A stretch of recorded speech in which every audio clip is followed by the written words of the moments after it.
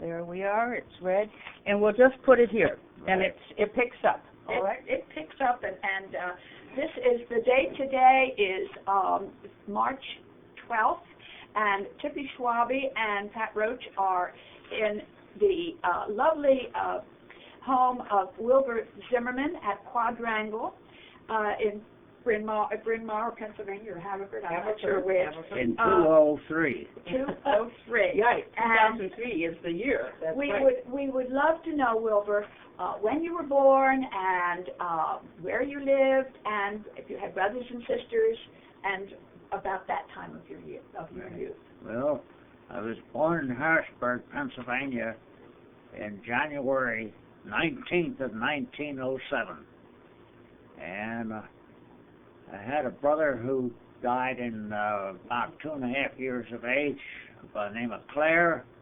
I just remember him vaguely, but that's all. And then I had 2 sisters. Neither of them are alive any longer. Erna? Your brother died when he was small, so he wasn't much a part of your life? No. Okay. He died of peritonitis. Mm-hmm.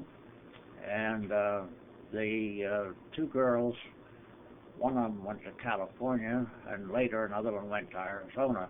So in their later years, I didn't see either of them very much, but my younger sister, who lived in Arizona, was married to Whitney Brill.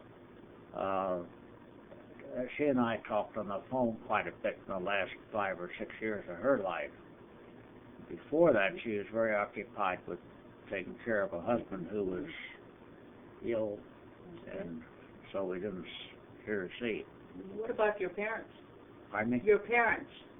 My father and mother were both of Pennsylvania German origin, and they met at Shippensburg State College, and later became married. I don't know exactly the time span between when those things happened, because they were somewhat taciturn. You never heard very much about family history, and I never was enough interested apparently to ask any questions. But my father, particularly, they were he was Mennonite, and mother was United Brethren. Neither one of them liked their church background. These were both plain sex. Mm-hmm. Their history, of which I have a 2,200-page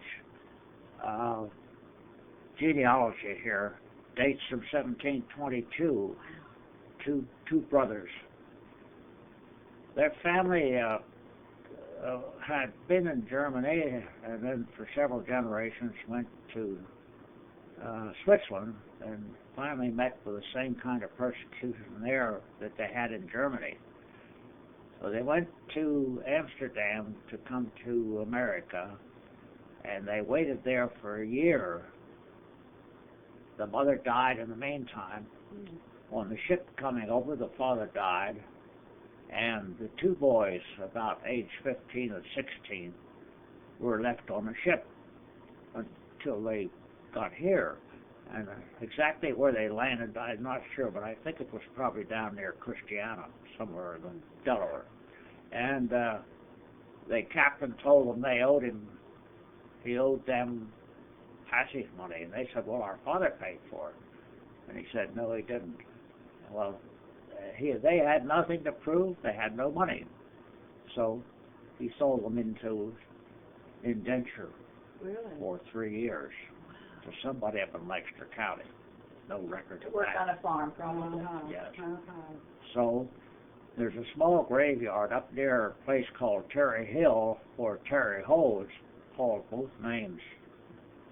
And this is a graveyard out in the center of a cornfield, about an acre in extent, with a stone fence around it. And about a quarter of the people buried there, Zimmermans, are closely related, Martins and so forth. And they call it the Zimmerman Graveyard. We've been up there a couple times to look at it. Well, after you were born, obviously you went off to school, and then off to college, And then off to graduate school. Well, what happened was that my father, who was an accountant, decided to change careers. And so in 1913, when I was about 6 years old, we moved to Philadelphia. So he went to Medical Chi Dental School and became a dentist. Oh. In the meantime, we lived in an apartment at 18th and Cherry Street for about 3 years, from 1913 to 1916. And I attended a small demonstration school up in back of the Academy of Natural Sciences, which only went to 3 grades. In those days, the Philadelphia school system was a first-grade school system, and this was a highly advanced school for the time. They put their master teachers there, and they had a what would be called an enriched program a day into effect. And then my father and mother, one liked the shore and the other liked the mountains, so they compromised and came out to Chester County for usually starting sometime between 13 and 16. I'm not sure what year it was. And we would live in a farmhouse where we boarded for July and August. My father would commute on it back and forth from West Philadelphia, where he started to have his office. And then in 1916, when they went to go back into town, there was a polio epidemic. So we stayed out in this primitive house which we rented over a mile below Broomall. And this was all open farm country from Manoa to Westchester. And the road between Newtown Square and Milltown was still a gravel road. Really? Yes. Huh. And so the next year there was a flu epidemic. And that again, they decided not to move back into town. The third year came up, and my father was now looking for a house outside of Philadelphia on the main line. And so they decided, well, they'll stay out again until he finds a house. It took them almost 2 years to find a house in Ardmore. And so I went to small country school there for almost 4 years. There were 8 grades. They had 4 grades to a school. And that turned out to be really very good education, because while you rotated class, you only had 5 or 6 in a class. And it was really, I think, and I loved being on a farm between the ages of 9 and 13. Would that be fun? Oh, yes. Well, I plowed, I did all kinds of things, but I never learned to be very good at milking a cow. I thought it was just fun. And my father, who had been raised on a farm, he was tickled to death to see how much I would like to farm. Of course. Well, now, after you were living there, then you went off to college. Well, no, we moved to Ardmore in 1920. Okay. So I was still in grade school. In 1922, I entered Lower Merion. Graduated from Lower Merion in 26. By that time, I'd met up with Mary Larkin, and this disrupted life. I was very much upset. I started college that fall. And was that Temple? That was at LaSalle College. Oh, at LaSalle. And I went there for several years. I got a pre-professional certificate, but I didn't graduate because I didn't plan to take that much time, because now I had asked my father, I'd like to get married. He said, well, how are you going to go to college now and go get married? And I said, well, I'll work. He says, well, that may work while you're in undergraduate school, but he says, in dental school, you're going to be going 40 hours a week, and you can't do it. So he fixed up an apartment for me on the 3rd floor of his house on Cricket Avenue. And that's where Joan and Milton were born. Really? Yeah. Really? Well. And then after that, I went to Temple and dental school, graduated in 34.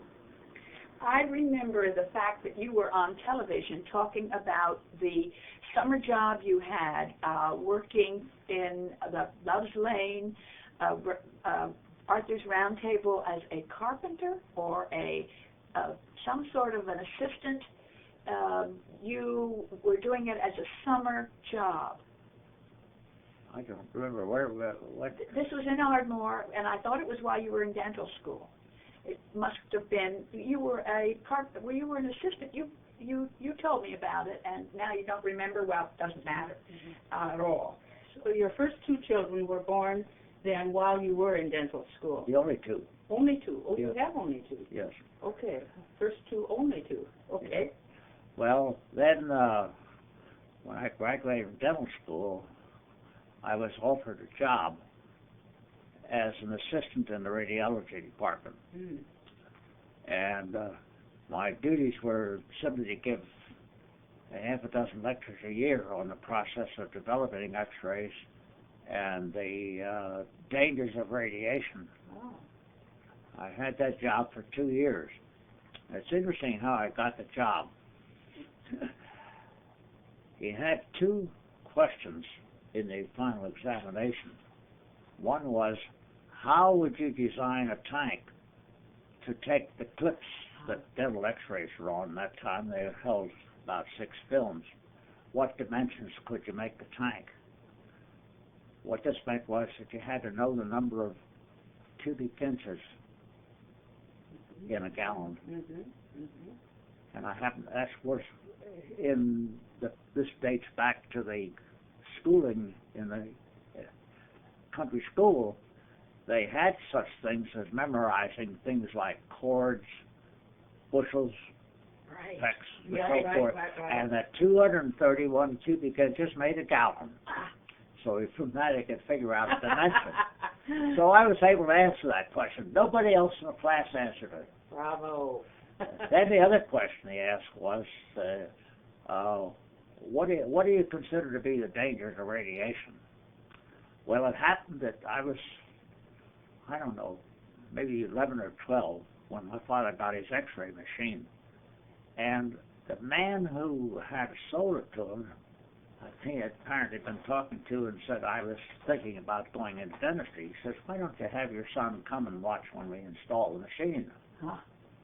And because he's going to be instructing my father about it, and I can listen in, which they did.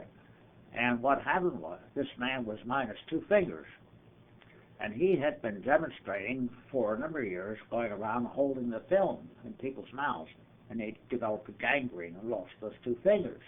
Mm. Well, I had never heard anything about radiation before. I had no idea that this was the case. But it impressed me very much. So I recited in brief words I could on my examination. So he had never lectured in this class anything about, except just to make a passing reference to the fact, make yourself aware of the dangers of radiation. And so part of my job as an assistant was to be in the clinic as the students took X-rays of patients, because in those days the X-ray machine had a high tension wire out exposed that carried 65,000 volts on long, thin, tenuous insulators about 10 inches long. And you had to keep away from that, as well as aim the machine in such a way that it, because they were shielded, except in the direction in which the X-rays were emitted. Mm-hmm. So your main problem was to keep yourself, the patient, and the student from getting electrocuted, and also to minimize the amount of radiation you got. So these are the kinds of interesting stories that get us absolutely captivated, but we must then move on. These two, Yeah. the math problem and this experience, Well, got you that job, and the then... next thing is, I heard that there was a dissension in the dental department of the school in Lower Merion. So I went to the superintendent, who had been superintendent when I was in school, and told him I was interested in children's dentistry if there ever was an opening. And he was very cordial and just said, after a 15-minute interview, he said, well, we don't have anything at present time, but he said, I'll keep your name. So I thought I was getting a polite brush off. It was only about 2 or 3 weeks later he called me and said, how soon can you start, Wilber? Oh, isn't that nice? And so I went there for 2 years And apparently, the former man had treated it as such a sinecure, and just by doing an ordinary job, I looked so good in comparison. It was Wilber, overrated. So at any rate, the next thing, a man had died on the Board of Education, and I ate lunch frequently with one of the members of the board and another dentist for the square, and he said, "Why don't you apply for this opening?" He said, "The board has the opportunity to appoint somebody for a month." So I said, "Well, I don't know anything about it." He says, "Well, neither does anybody else when they come on." He says, "You have to learn when you get there." So I had to have two people write letters for me, one of whom was Fred Sharpless, Dr. Fred Sharpless. And I forget who the other person was. There wasn't anybody in meeting, but Fred Sharpless was. Could I ask, was the wife of Fred Sharpless Anna Sharpless? No, that was his daughter. Okay. Louise Sharpless is a daughter, and Louise was his wife. She lived in Westchester till over 100. All right, I'll come back to that outside of this. So at any rate, it was an interesting story. I found out many years later about how it was a lucky thing I got appointed, because there were only 5 members of the board turned up, so that meant it had to be a unanimous vote. The first 2 names that came up, which were done alphabetically, the first man, somebody said, "I can't approve him." So he was out. So the second man, somebody else said, "I can't approve him." So that left me. And 2 members of the board knew me, and the superintendent knew me. So they decided I'd take a chance on a 32-year-old. That's a wonderful, wonderful story. And you were there for many, many years. More than 20 years. Sir, 20 years. And it was a very interesting learning experience in every way. Kept you in touch with the township, too. Well, while all this was going on, were you attending Haverford meeting? We went to Haverford meeting because Mary, who was a birthright friend, her parents had been read out of meeting because they were from different meetings. Oh, dear. One was Calm and the other was Euclid. And so they all went to Westchester, and she was a member there. But she knew, because when my parents had sent me to, when we lived in Philadelphia, to the Presbyterian Sunday School just a block away at 18th and Arch. And I went there peacefully and didn't think much about it. When we moved to Broome, I went again because the Presbyterian Church was the one that was close by, and they sent me. And I wasn't too keen about it, but they had a nice library that somebody had donated. And there was no public library anywhere else arranged. So I waded through a lot of that library, and that kept me in Sunday school for 4 years. When we moved to Ardmore, the minister was down to see us about 2 or 3 weeks after. My mother said, "Well, Wilberville, they want to go to church." So I got sent there. Well, I had been giving the Sunday school teacher apparently a hard time and asking questions. And when I got to Ardmore, I tried that, and they didn't like it very well. And I didn't like them either. So I came home one day, braced to ask my parents and tell them I didn't want to go to Sunday school. So when I met them, I expected a lot of resistance. They said, "Well, no, it's all right. If you feel you don't want to go, you certainly don't have to." Oh, what a wonderful And I said, "Someday you'll find something that you want to do." Oh. And so from that time on, I didn't go to Sunday school, church, or anything, and it didn't enter my consciousness that I ought to go. I was thinking about a lot of different things, but nothing ever seemed to gel very much. And so then it must have been the meeting with your wife. So, no. No? The interesting thing was, she never made a move to get me to go to meeting, and she wasn't going either. Oh. And I didn't think too much about it, because she certainly knew what I didn't stand for, because I didn't really stand for anything.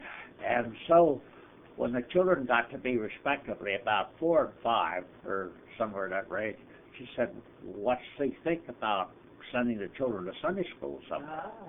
And I said, well, I think that's probably a good idea. They ought to have some kind of orthodoxy, if only to rebel when they get to be 13 or 14. And she said, well, where? And I said, well, I have no preference. So she said, well, would they take them to Friends Meeting? I said, certainly. I said, why don't you? She says, well, I would rather have you take them. So I took them, and I would say, I don't know whether it was a year and a half or 2 years, but one day I went on a cold, snowy February day. Now this was while I was still in dental school, and so I borrowed my father's car each Sunday morning to drive them up there from Ardmore, and they came out this day and said, Daddy, we forgot to tell you we're supposed to stay at meeting today for an hour. So in those days, first day school ran from 10 to 11, and children, a lot of them stayed from 11 to 12 with their parents. So I said, all right. I went out and sat in the car. Well, it soon got cold, so I decided, well, I'm going to the meeting. And the first person I had was Pat's grandfather, William Wister Comfort. And I think Bartlett talked, as I remember, and there were two others. I don't remember anymore who they were. Richard Sutton may have been one of them. He could be one, and Alfred, Wilson, he spoke a lot. Oh, yeah. Albert Wilson. Yes, well, it wasn't that particular time. At any rate, I went home, and I said to Mary, you know, that's the first time I've heard a religious sermon that didn't affect rationality. And she just laughed at me. She didn't say anything more. Well, I continued to take the children back, and after about 6 weeks, I finally said to her one day, you know, I said, maybe I'd like to go back to meeting sometime and listen. Oh. Well, she didn't blink an eye. She said, if that's what he wants, I'll go with him. Good. And from then on? From then on, I attended meeting, and I would say that was probably in early 34 or somewhere like that, because it was in the fall. But I said to her, you know, I begin to feel as if that's more comfortable for me than anything I've ever run into. And she said, well, what do you mean? I said, how would I join? She said, well, you write a letter to the clerk, tell them why you want to join. So I did that. And Susan DeWeese was one of the person that came to see me, and I think the other person was Julia Collins. And Julia Collins, and who was the other? Susan DeWeese. Susan DeWeese. Sorry. Susan DeWeese. She lived around. Mm-hmm. So that, I suppose, was sometime, either January, I think it was January, somewhere like that, in 1935, that I was accepted into membership. But I remember we were invited to quite a number of people. Watsons, for instance, were one of the earth. Now, Mary had known Amy Watson through some other connection. She was a gardener, for one thing. We lived on College Lane.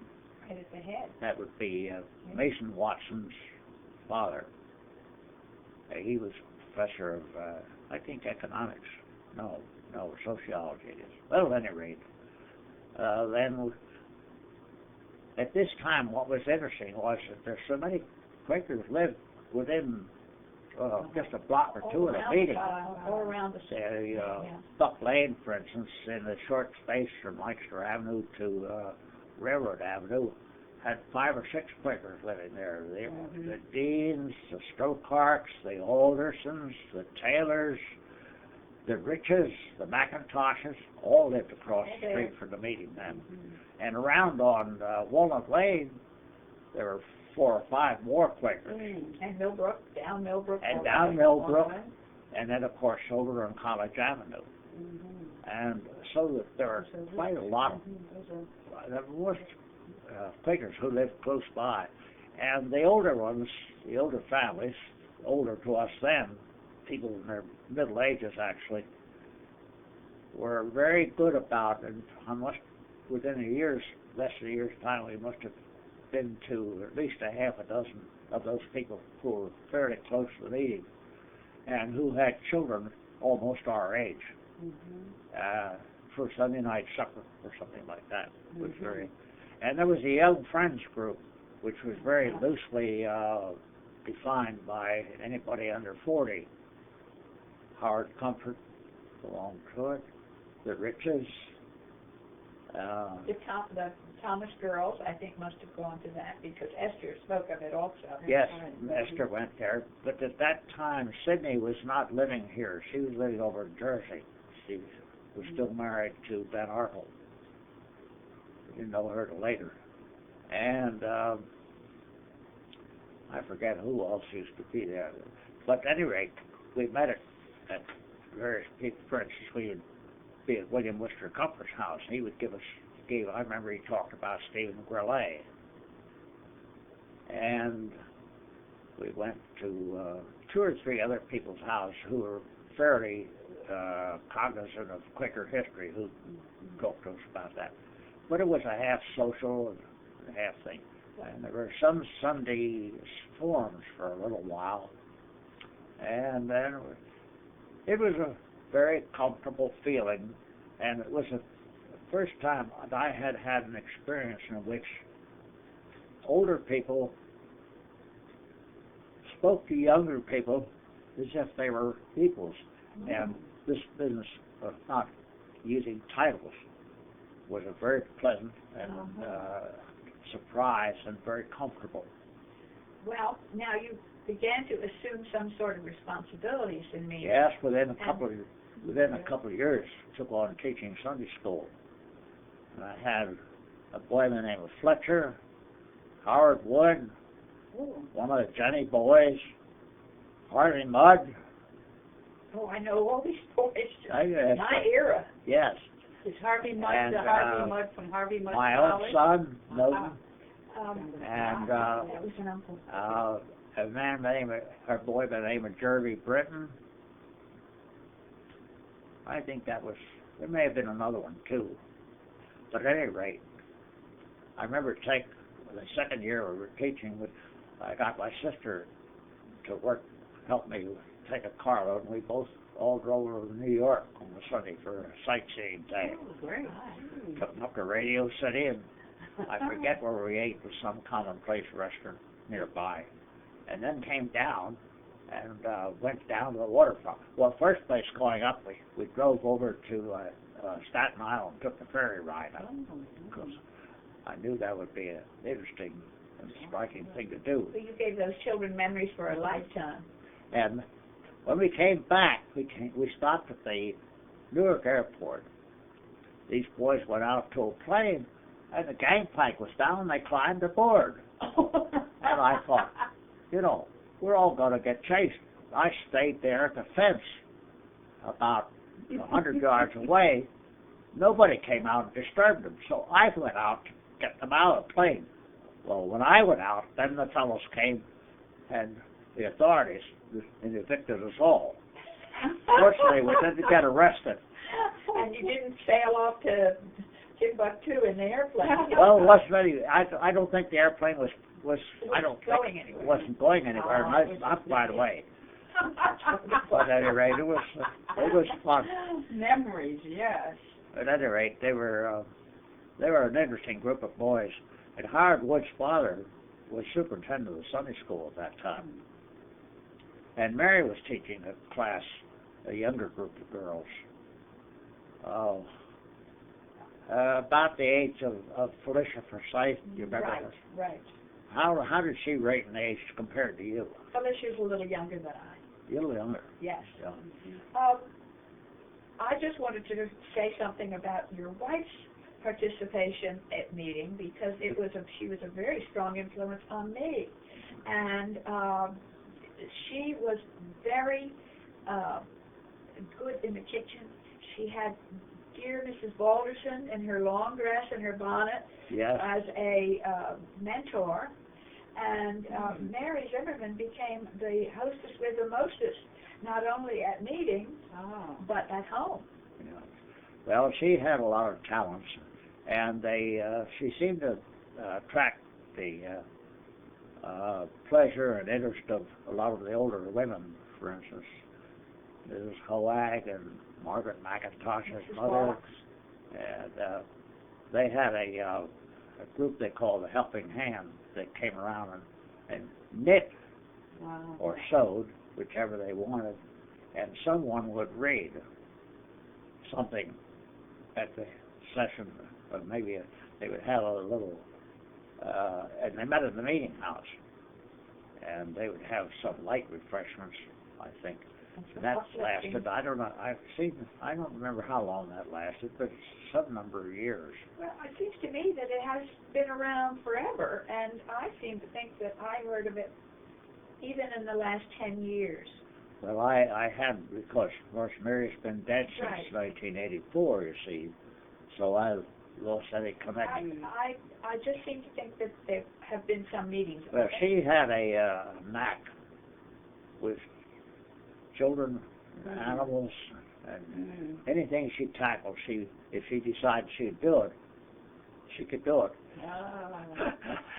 Absolutely. I Very remember gentle lady. I remember one day, this was, I don't know, I guess way up in the 70s, Marty Meyer was going to go someplace one evening, and she said, I just don't have a dress I'm going to wear. Mary had a dresser about like that. It was full of cloth.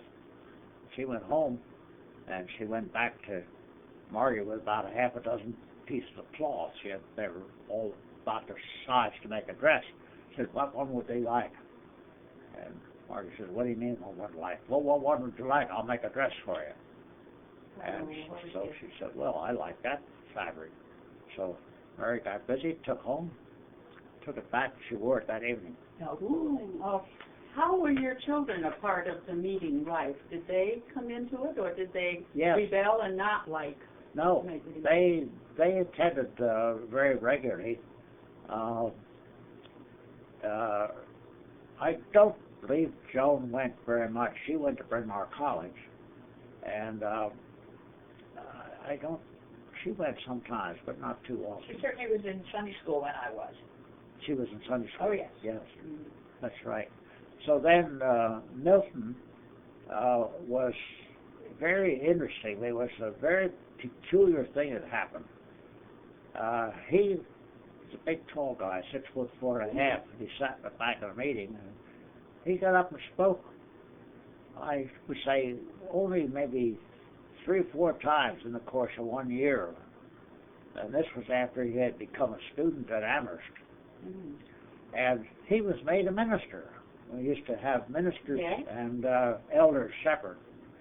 And as Howard Comfort said to me one time, he said, those older guys, they were so impressed with having a young guy get up and talk in a spiritual manner that they went overboard and made him a minister. He said, I don't think that's something I would have done. Who said that to you? Howard Comfort. Howard Comfort. I said, well, I often wondered a little bit about that, too. So when he went to Amherst, and then he later married, both the children married Quakers. You see, he married Richmond Miller's daughter, who was the executive secretary at that time for Philadelphia. And then Joan married Ted Britton, who was Howard Britton's nephew. And they both went to Westtown together. He graduated a year ahead of her. So both of your children went to Westtown before? No, my son didn't. Your son did He not. did not, no. And he was in Pat's class at Lower Marion. Yes, he was. Oh. Yes. And then there was a group of about 6 boys, including the Librarian of Congress. You remember him? Jim Billington, sure. Billington. And Howard Chief's son, Howdy. These were all tall guys. Very. And another fellow who was lived over in Gladwin later. Harry Scott? What? Harry Scott? No, he lived in Wynwood there, not far from us. This fellow became the solicitor for Lower Marion Township. John Horsey. That's right, Lon Horsey. And then there was another fellow, I'm trying to think who that was. But at any rate, these guys palled around together. And They were group of very intelligent young men who sought each other. yes, Well, how interesting that the meeting then produced out of First Day School in the lives of their parents, commitment and involvement in meetings. yes. Now Such that good young men yes, and women too. yes. Yes, yes. However, both my son and my daughter-in-law both left to become members of the Bruderhof. All right, yes, okay. And so they are no longer friends. Okay. So it's the, but John's three children all went to Westtown. But interestingly enough, out of 15 grandchildren, only one attends meeting regularly, and he's the one that lives in Harrisburg, who's married to a Jewish girl. And she's very diligently follows her faith and her three daughters, and he attends Harrisburg monthly meeting, and I'm not sure whether he still is, but he was treasurer for a good while, I know. Well, let's come back to some of the things you did in meeting then. You started out teaching First Day School. Yes. And then what other responsibilities did you take on? Oh, it was in and out of overseers on about 3 different occasions, which is no longer overseers, of course. Mm-hmm. And then in the late 30s, I was put on the yearly meeting education committee and also on the family relations by Lovett DeWeese. Lovett DeWeese and his, who was the woman who lived on Millbrook? Mudd. They both were interested in that and got me involved in it. But then there was a very interesting thing. In 41, you remember, we had in December the bombing of Pearl Harbor. And I never gave it a thought that at age 34, which I was in the year of 42, in January, that I was subject to a draft, and was surprised in 42 to get a telephone call for about, I understand it to be a meeting of about 15 or 18 dentists by the Navy. And I thought, I don't think I'll attend that. And a fellow who was, I knew pretty well in Philadelphia, who was a dental in the Reserve Corps, and he thought a lot about the Navy, apparently. He was very, very, very high on it. So he called me. I don't know why he did. He said, are you planning to come to this meeting? I said, no, I don't think I will. He said, my advice to you is to go and find out what's what.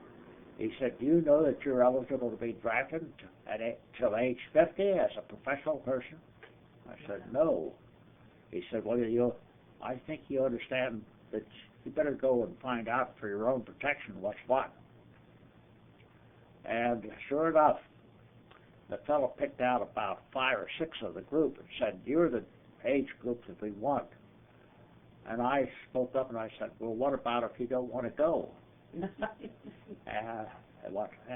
he said, well, he said, you're subject to the draft. He said, you'll probably get drafted as a corpsman.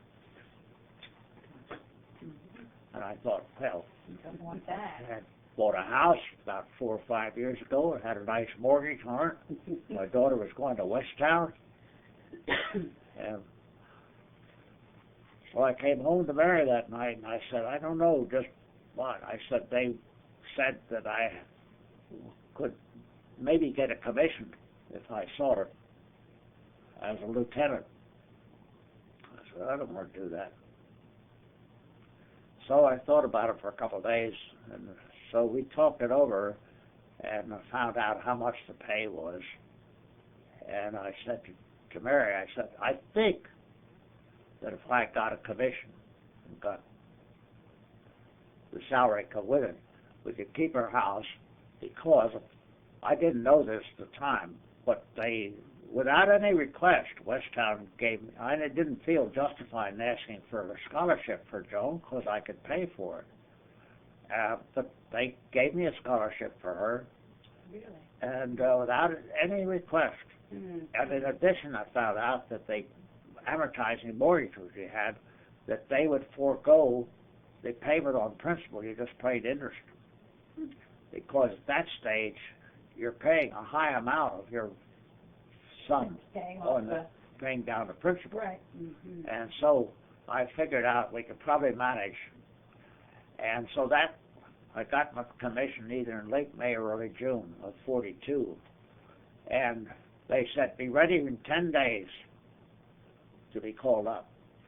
So I just kept working and working and working. And when people found out you were going to go into the service, you got more and more calls. And I was working 6 days a week from about 7:30 in the morning until 6 and 7 at night. So went all through the summer that way, no vacation or anything. And it was a backbreaker. So got called up in October and went down to, now one of the very interesting things was that after I had sought this commission, I began to think, I wonder what people at meeting are going to think about this. Mm-hmm. And about that time, Lovett Louise and Albert Wilson called me and asked if I could come for lunch with them one day. And I thought, I guess I'm in for an eldering.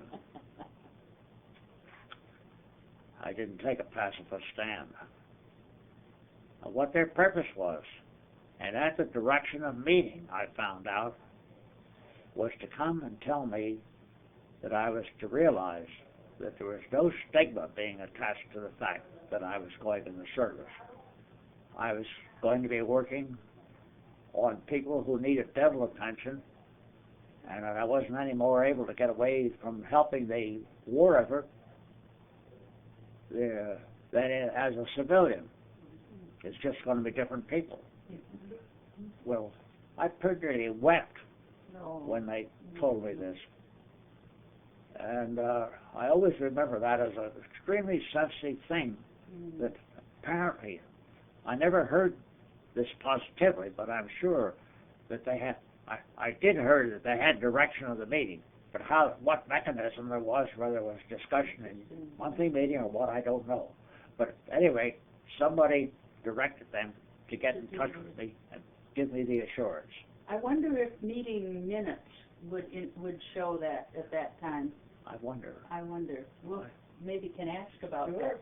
We're going to be talking with Emma Lepansky about our meeting records. That would be interesting, and really, what a burden was lifted from you, Will. Oh, it was just tremendous. It was tremendous. That really affected me. And Mary said, well, I'm not surprised. Do you know, were there others in the meeting that were also given that kind of... Not that I know of. That I know of. No, but my Aunt Priscilla's husband was in the Navy, and that didn't seem to hold anything against my aunt, and he was not Quaker. So that was... Well, then the interesting thing was, they found, it's interesting that the man who was the head of the medical department at Bainbridge Naval Training Station, where I was assigned, that's down at Port Deposit, Maryland, in the old Tome School, that I found that I had had his family as patients, his wife, his children, and his mother-in-law, while he was at the Philadelphia Navy Yard. And he apparently knew this very well, of course he knew who was coming on base. And they jiggered things around so that I was head of a clinic. And you can't tell me it wasn't done by something. And so at any rate, I developed a duodenal ulcer. Well, it seemed as though I had it in the beginning from that summer of drudgery. I don't know just what it was, but at any rate, there was no hospital down there yet, so they sent me up to Philadelphia Naval Hospital. And I was in there about 6 weeks, and when I found out that they had discovered this within 6 months of the time of my getting a commission, or no, the time I reported, that's when they measured it. And so they gave me a special kind of a medical discharge in which you are not a charge of the government. You never have any rights as a veteran or anything. Oh. And so I was what they call surveyed out. Surveyed out. Yeah. Well, I do remember that era. Yeah. I had another dentist rather than Wilber. When did you begin to get interested in the Friends School? I know your children didn't go there. No. I would say I was appointed there to the school committee. You see, I got appointed in '39 to the school district of Lower Merion, and so it wasn't more than about a year or so afterwards that I was appointed to the school committee. Somewhere in that area. Of course, I know that I was 1971 when I retired from the school committee, and they gave me a little glass thing which Lenny Richardson made for 31 years, so that I have to date back from that. Yeah. And so then the last 14 years, I guess, of the time I was clerk of the school committee. And then Howard Wood followed me. Jack Gumry was clerk of the committee in the early years. The very first years I went on, Elizabeth Jones was clerk. Mrs. Rufus Jones. Yes. Yes. Yes. Just before you took it over? No. He went on as a When I first went When on you the first committee. went on, she was clerking. Okay. And there was Esther Thomas, Fred Sharpless, Dick Jetty, Dick Sutton, and was my grandmother on that? not at that time. But She had been. been on. She had been on. I'm not sure just how long before. Well, I know I came in the late 50s, and by then you were the clerk, so it might have been 60. Yes. Well, at any rate, it was very interesting. And then Oh, he ran a tight ship. It was to me, would you let me get that? a phone.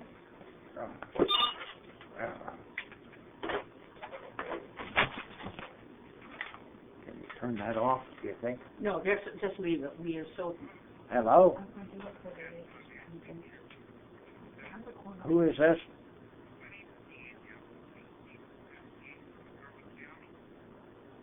Hey, what? Yes, well, I'm no longer in Montgomery County. I'm sorry, I'm not interested. Right. Let me get this back for you.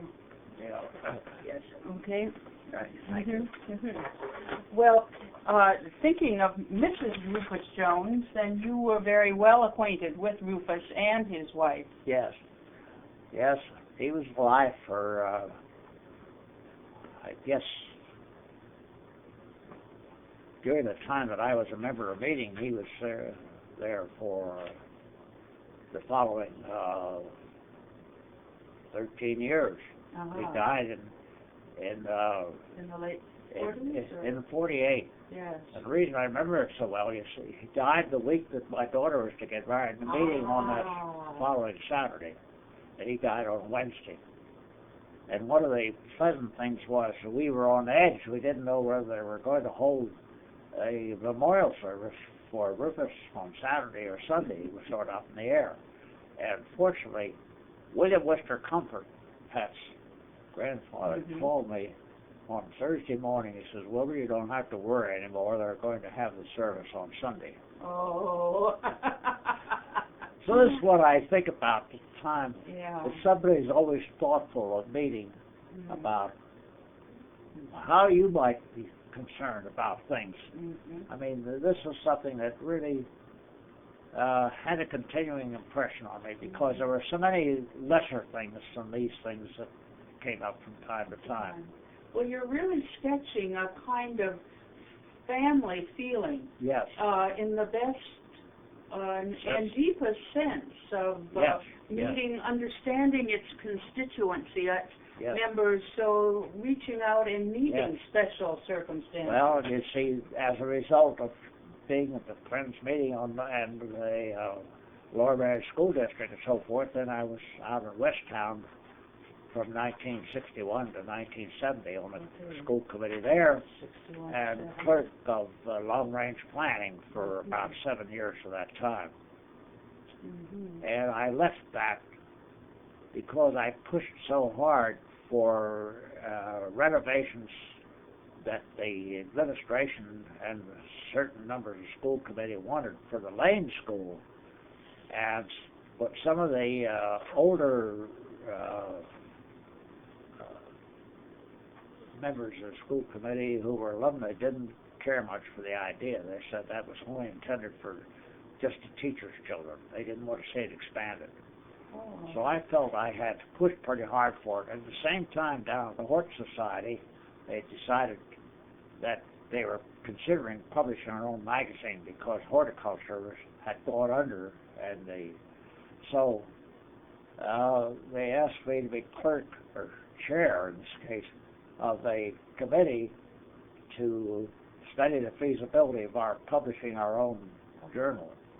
And so Ernesta, of course, Ballard did most of the legwork of doing the investigation of how much it would cost and so forth. And so then it was, after a committee, we approved of her findings. She thought it was feasible, and it was my job to sell it to the council. And fortunately, there was some resistance to it, but they decided to go ahead with it. And so then I was chair for the first 3 years and stayed on as the advisory committee. And just last year I resigned, but they didn't take the resignation. They made me an honorary member. Wilber, what an accolade. Well, yes, and I could go on and on about the Horticultural Society because you've been such an outstanding member of that. Well, it's been one of the very nice hobbies. 2 flower shows and chair of the thing, of the council and so forth. But you got to know Herb Clark too, I'm sure. Oh yes, yes. Well, horticulture, growing orchids and other plants has been one of your strong avocations. Since we're off Haverford Meeting for a moment, let's stay off to hear some of your work in photography. Well, I started that in 1922 and have dabbled in it pretty continuously ever since. I have a picture that you took of me when I was 10. So you were certainly at it in 30s, I know that. Oh, yes. Oh, I was in high school when I started. And one other thing at that time, my father gave me the New York Times, and I've been reading that ever since. So those are the 2 things that have dated for the longest continuous time. Well, then coming back to the meeting, a 2-pronged question. How did you see the meeting itself develop in 2 strands? First, in its religious spirituality kind of home for its members, and then as a place that articulated political and social and justice concerns. Well, of course, what happened was that I got a chance to know, as patients and friends both, people like Clarence Pickett, Fred Sharpless, Lovett Dewey's,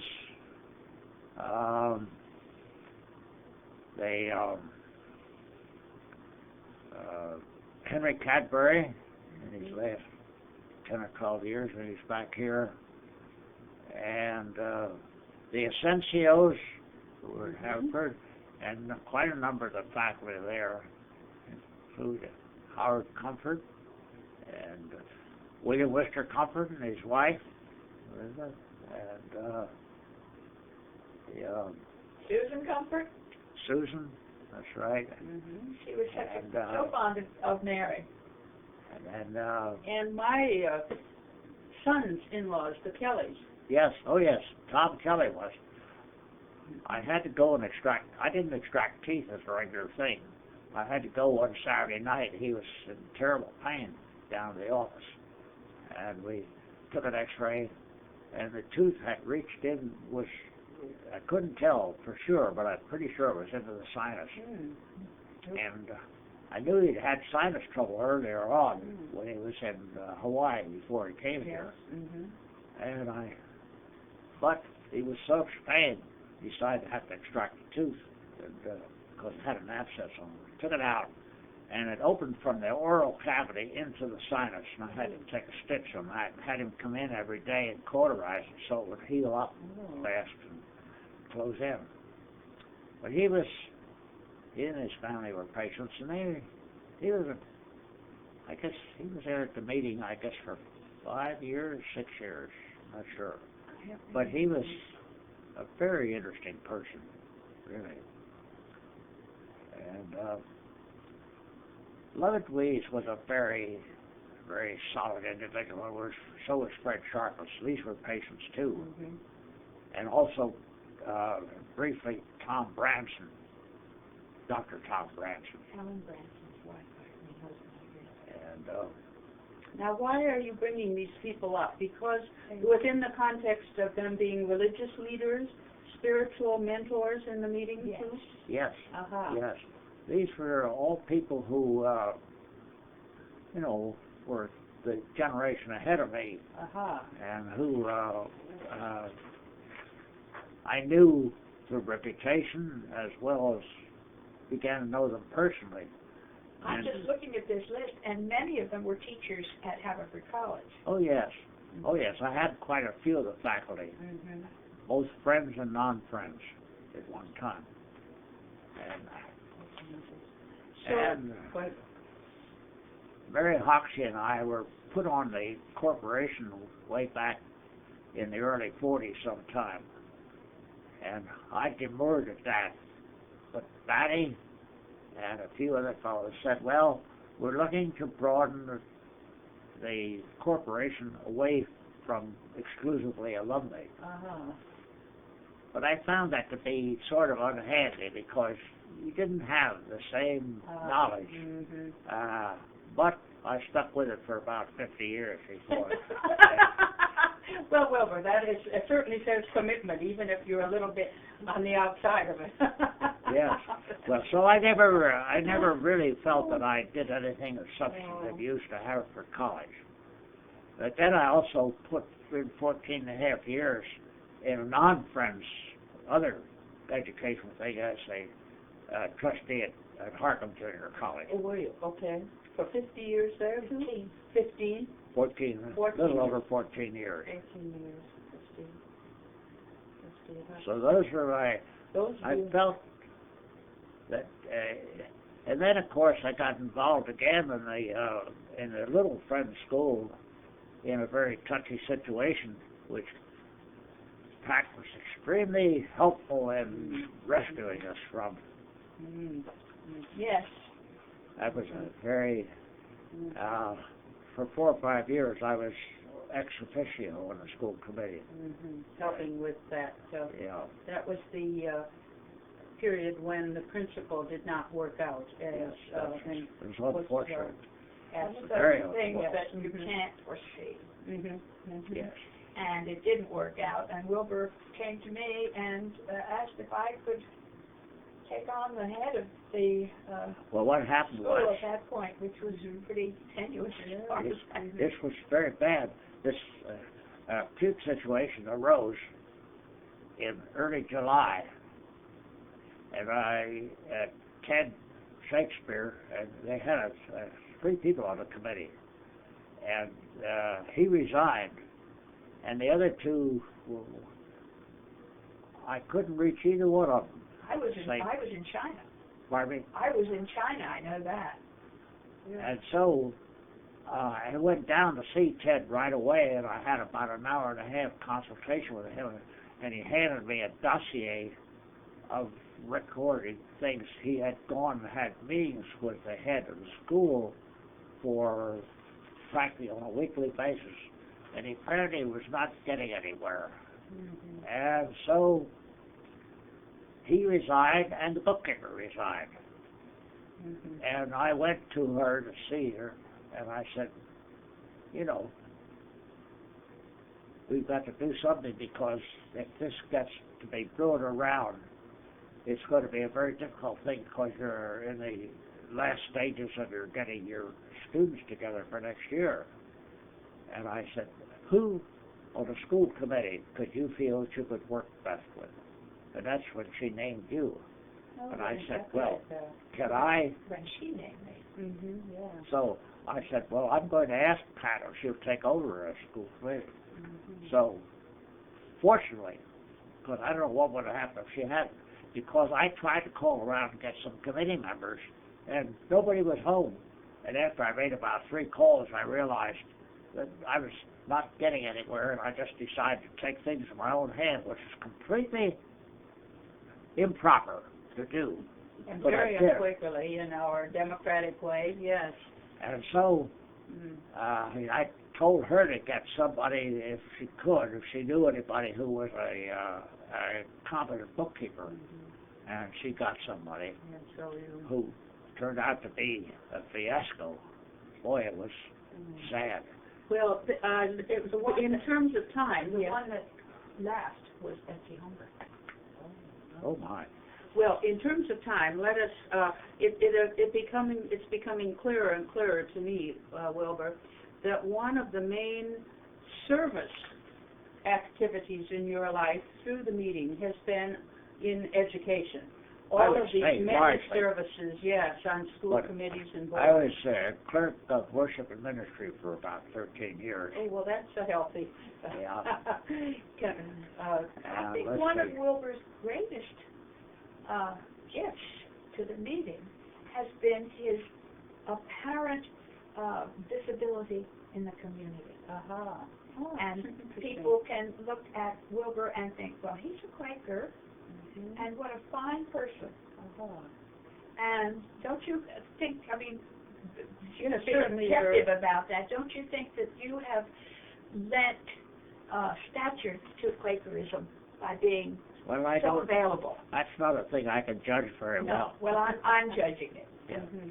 But It's I a was. very good comment. It's though. very interesting, though.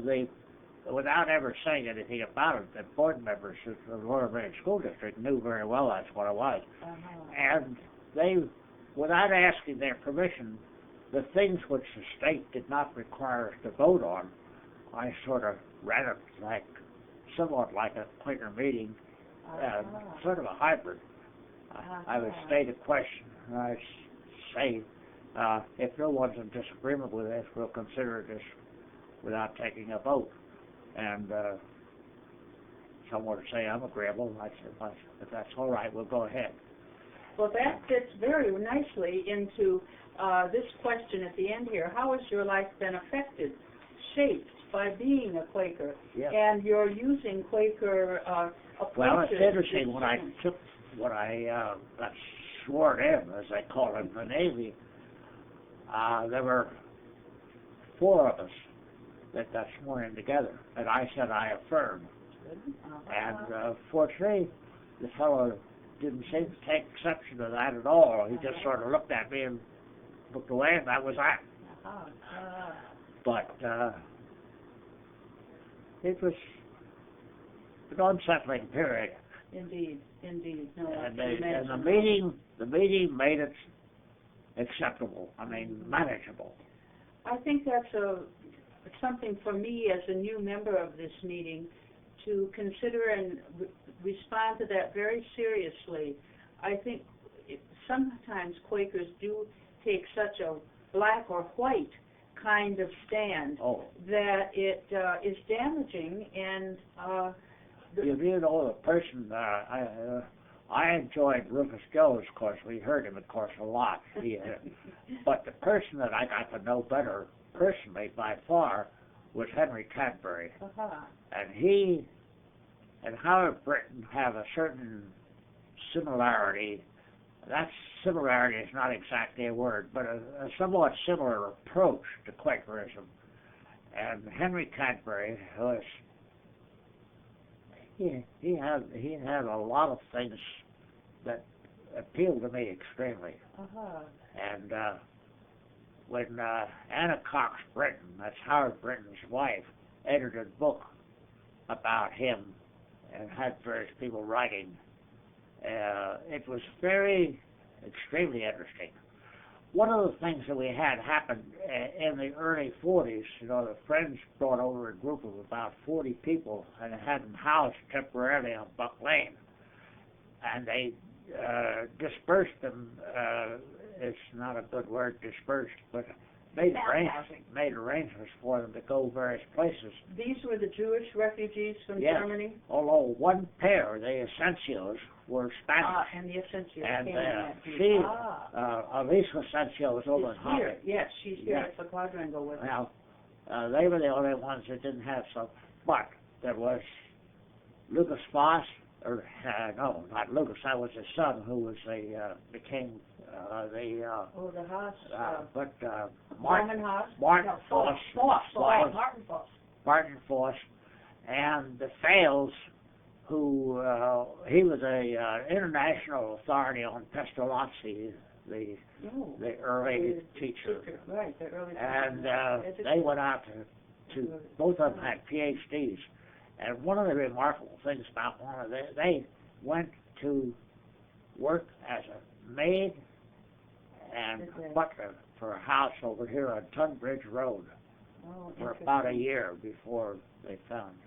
And who organized that? Were you a part of the? no, that was effort to my Friends Service Committee, All right. largely. And Esther talked about that. Yeah. She was and involved. there was a couple who stayed coming to meeting for quite a while who he'd been the superintendent of schools in Vienna. Oh. Another man whose name I've forgotten had been the editor of a paper in Basel. Oh. They were all people who had been Substance. some kind of academic work or related intellectual. And there were 40 to 50 of them who were. About 40. 40, okay. I'll tell you who knows about Ho Hunter. All right. The reason he knows, he was a student there, and he helped straighten that house up in order to get it ready for them. All right. And some of those people are buried in our burial ground. Fales is. Fales. So was Hector Krause. And Herta Krause, that's right. Do you know of any others? That's the only two other ones. And why are they there? Did they worship in the meetings? Herta Krause came back frequently. Herta Krause, I mean. Fales came for a while. About a half a dozen or so or more of these I had as patients for the short time they were here. Foss until he died. Yes. And With his the wife.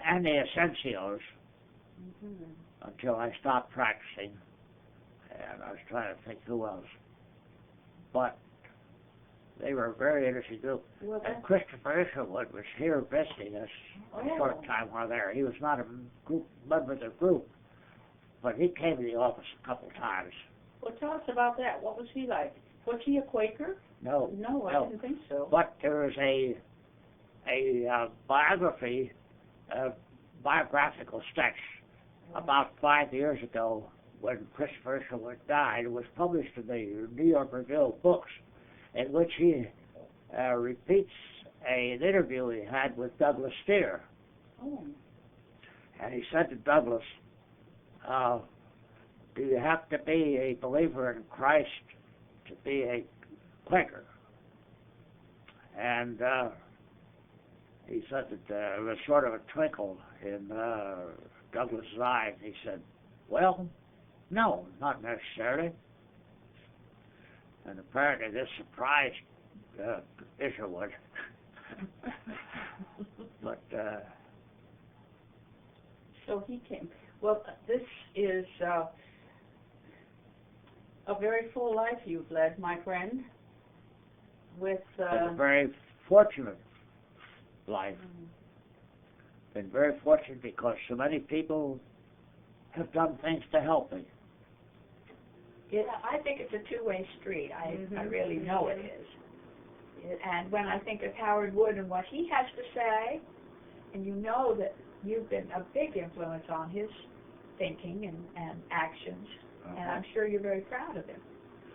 Yes, yes, very yes, well. Well, just one last question then. Are there things that we didn't ask you about that you had thought you might tell us about before we came? well, there were periods where, when Mary was quite ill the last year, for instance, and before that for a while, where I, just didn't attend meetings. I was busy running an infirmary, so to speak. I had nurses to help, but somebody had to stay there and run the show. So I was about 8 months before she died. You see, we closed down the office and moved to a condominium there in Bryn Mawr, and then from there on, when she died in October of '84, I lived there and took care of myself until I came here in And when did you come to the Quadrangle? 4 years ago last November. Oh, you were by yourself then for several years. I guess almost 14 years. 14 years. I had a cleaner woman. That was about all. And you were practicing during that period? Oh no, I stopped Right. practicing in '84. So what then were you involved in meeting activities or what? Only when I came back to became assistant clerk for a while, and then Miriam became ill and couldn't carry on. So then I became clerk and took care of things for, I don't know, This is Miriam Jim. Yes, and so you clerked the Haverford meeting for 10 years maybe? Did what? You clerked the Haverford meeting? Oh no, not that long. I'd say it wasn't any longer than 5 years. Oh, so, all right. I had been asked earlier about 12 and 15 years earlier, and I said I would do it. And then I had an attack of many years. Did you? Yes. Forgotten that, but yes. Pardon me? I had forgotten that. Yes. I had one attack at your house. We had a committee meeting there. So I said I thought I'd better not do it. And so, but I think I could add that Wilber was very involved with the Horticultural Society. All right. I mean, there were pictures of him and articles about him. Since about 1937. And that was one of the very, very pleasant things, because it seems that the people who are generally interested in horticulture, in growing plants, are also nice people to know and deal with. Oh, well, all right.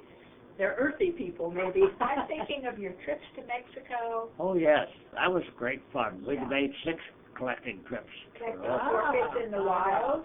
And we went to Jamaica and to Puerto Rico and to the Virgin Islands to try to collect orchids. That was because you see, by the time I was in my early 40s, children were through college, and so you had more time to give to this. So we were free and easy. Before that time, it had to be tied to children And their about needs. when you took your vacations. Yeah. Do you want to tell us just as a last shot about your parrot? About parents? About your parrot. Your parrot? Your parrot. Oh, Parrot. well, Mary was raising birds. Oh. Parakeets, canaries, siskins, and a couple of parrots.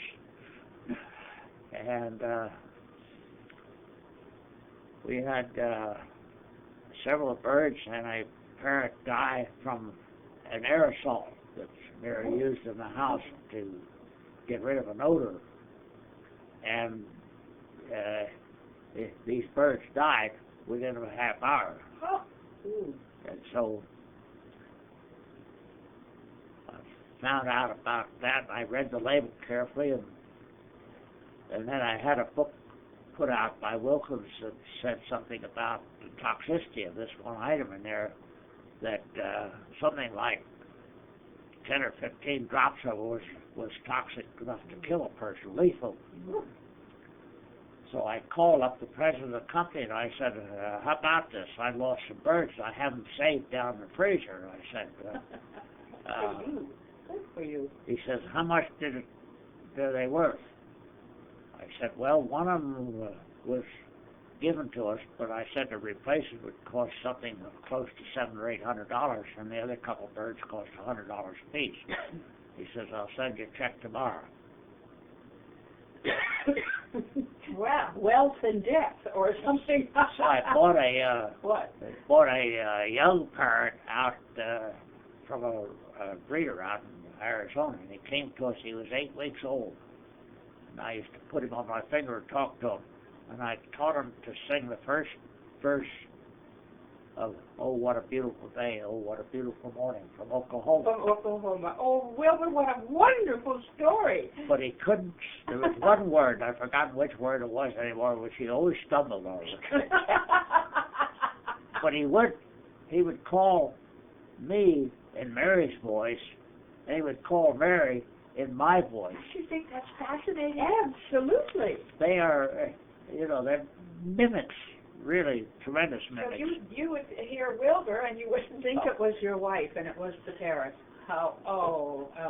Well, what a wonderful note of harmony to end this on. And Wilbur, for me, Tippy Schwabe, I can't tell you what a pleasure having you as part of my life at the Quadrangle. Has been and is. Thank you, friend. Well, I'm so happy to see you looking so well. Indeed, you well, had a I'm bad... extremely fortunate. I was in a coma for a week there at Bryn Mawr. I never knew I was there. Mm-hmm. Oh, you've made wonderful comeback. And what did you do on your 96th birthday this year? You had it in January, right? Dorothy and I had dinner here. Oh. My son and two of his sons and two of his grandsons came down to see me the day before, and they spent the day with me here. And Joan and Ted were away, and they came down the following Wednesday. We had a nice luncheon here, which Wednesday then. But Joan and Ted, are going out to Kendall. Are they? They've signed up. Are they? So they're gradually dismantling their house. Oh, and that's hard. That's a beautiful, beautiful house. And they're taking some of his stuff today up to Randolph, where they have their house up there.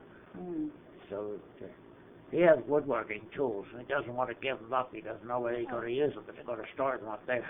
Sounds like a very good idea. Well, a belated happy birthday to you from the Schwabes and also from Friends Meeting.